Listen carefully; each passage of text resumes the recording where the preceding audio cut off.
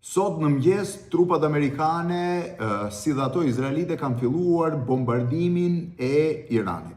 Ishte një lajm i pritshëm, pothuajse në gjithë ditët e fundit gjithçka ka qenë fokusuar tek Irani, bisedimet mes Iranit dhe SBA-s për gjetjen e një marrëveshje e cila nuk do të lejonte Iranin të vijonte, po themi, programin e tij bërthamor ka dështuar. Por me sa duket fati i Iranit ka qenë i paracaktuar, që atëherë kur presidenti amerikan Donald Trump në kulmin e protestave të qytetarëve iranian ju përgjigj atyre, pra menjëherë pas që ndodhi historia e Maduron, help is on the way. Ndihma është duke ardhur. Do merrem pak të fokusuar se çfarë mund të sjellë përplasja e Shtetit Bashkuar të Amerikës me Iranin, çfarë mund të sjellë përplasja e Izraelit me Iranin dhe gjithë situatat e tjera të ngjashme, por që mund të ketë në rajon.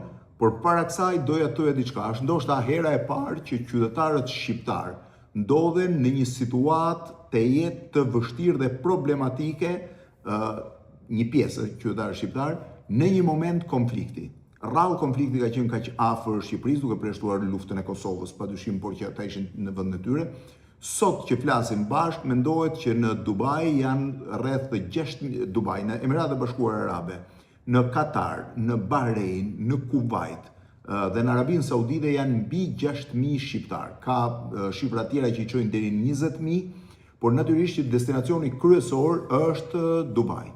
Përveç atyre që punojnë dhe jetojnë në Dubai, që janë qytetarë shqiptar dhe që janë prej kohësh vendosur atje, është dhe një numër shumë i madh turistësh. E para, pamjet kanë dëshmuar që në Dubai situata është të jetë dramatike.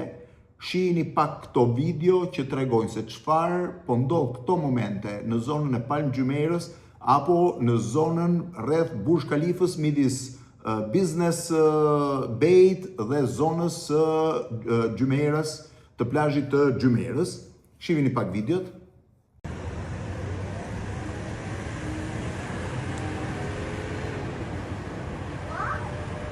Look, Bobby. Yeah. Look. Yeah. Awesome.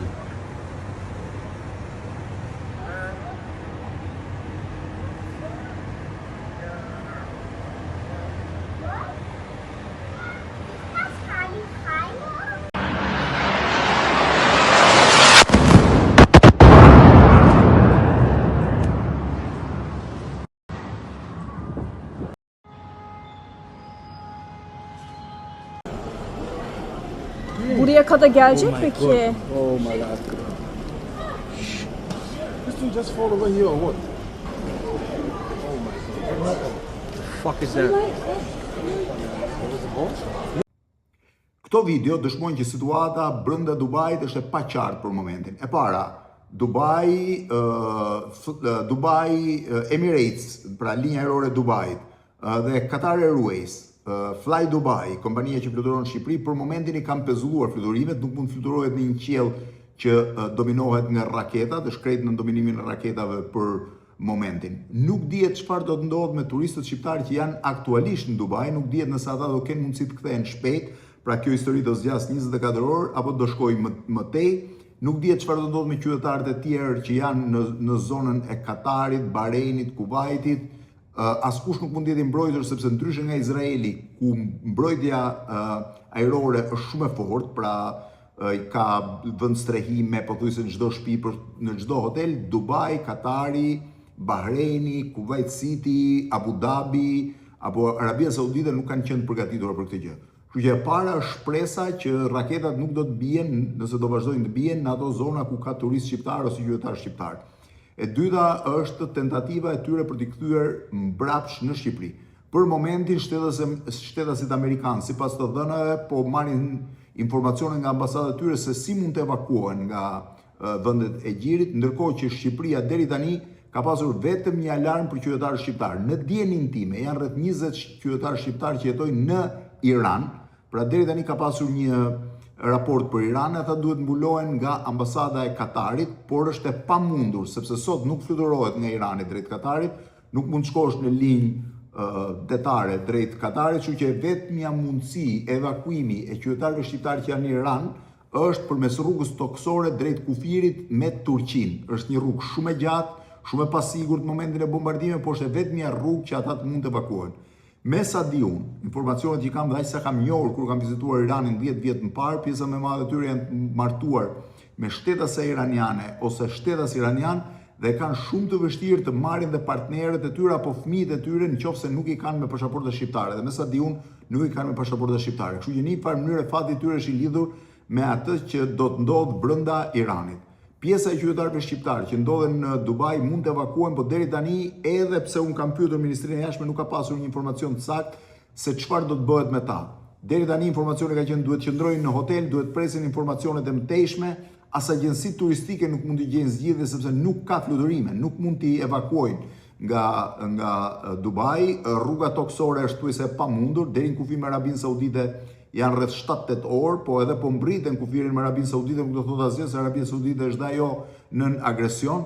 Kështu që situata e qytetarëve shqiptarë është shumë e vështirë, Ministria e Jashtme duhet ta monitorojë me vëmendje dhe natyrisht kush ka plane të shpejta drejt Dubai duhet të rishikojë. Ne nuk e dim sa do zgjas, mund të jetë një çështje ditësh, mund të jetë një çështje orësh, mund të jetë një çështje edhe shumë më e gjatë.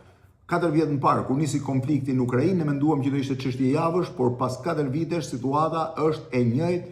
Drejt Ukrainës s'ka fluturime, njerëzit nuk mund të shkojnë të lëvizin vetëm me tren dhe lufta vazhdon të jetë prezente në kufirin lindor të Ukrainës.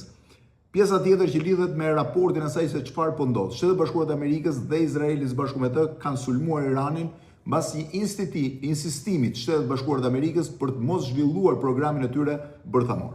Natyrisht që Irani ka qenë i paralajmëruar për këtë gjë, dolën lajme për eliminimin e Khameneit, por deri tani nuk janë të konfirmuara, madje Irani ka përgjigjëstruar. Irani është përgjigjur jo vetëm ndaj Shtetet Bashkuara të Amerikës, pra jo vetëm duke goditur komandën e flotës amerikane që është në Bahrein, por edhe drejt vendeve fqinj, Katarit, Kuvajtit, Bahreinit, Emiratet e Bashkuara Arabe, Abu Dhabit dhe Dubait dhe Arabisë Saudite. Pritet që Emiratet Arabe dhe Arabia Saudite, ndoshta dhe Katari, të kundërpërgjigjen, të treja në vende që kanë flotë ajrore mjaft moderne dhe shumë efikase, por për momentin ajo që po ndodh është natyrisht Izraeli është targeti kryesor i Iranit, ka pasur shpërthime edhe në Jordani edhe në Oman. Me sa duket, Irani po tenton tash për ta shpërndaj konfliktin duke e kthyer atë nga një konflikt mes SBA-s, Izraelit dhe Iranit në një konflikt rajonal. Është pak a shumë ajo që ata kanë kërcënuar edhe më parë Turqinë, që një sulm ndaj Iranit mund të çonte deri në 15 milion refugjat drejt Turqisë. Gjë që Turqia nuk e ka pranuar, ka reaguar që ky sulm mos ndodhte, ka pasur influencën e saj, por natyrisht që Shtetet Bashkuara të Amerikës duket e kanë vendosur, nuk ishin gati ta bënin një muaj më parë kur ndodhen protestat. Tani e kanë bërë sepse është vendosja më e madhe e flotës dhe ushtarake amerikane që prej vitit që prej vitit 2003 në një herë në atë zonë. Kështu që Trumpi kishte parashikuar që do të ndërhynte fort në Iran. Situata, thash dhe një herë, është e pa qartë. Unë nuk mendoj që Irani mund të rezistojë, mbrojtja kundër ajrore e Iranit është thuajse 0, në Iran duhet të jetë baterdi me bombardimet amerikane, po imazhet që vijnë nga Teherani janë më të vogla. Gjithsesi një gjë, çdo shqiptar që ka në plan të nisë drejt lindjes mesme duhet të rishikojë dhe botës arabe planet e tij. Dubai, Abu Dhabi, Doha e Katarit, Riyadi apo Jeddahu në Arabinë Saudite, Muscati në Oman, Kuwait City në Kuwait apo Manama në Bahrein janë për momentin që po flasim target të iranianëve. Ndaj pezulloni planet tuaja dhe gjithkush që ka të afërm të shohë gjitha mundësitë më të shpejta për evakuimin e tyre në Shqipëri.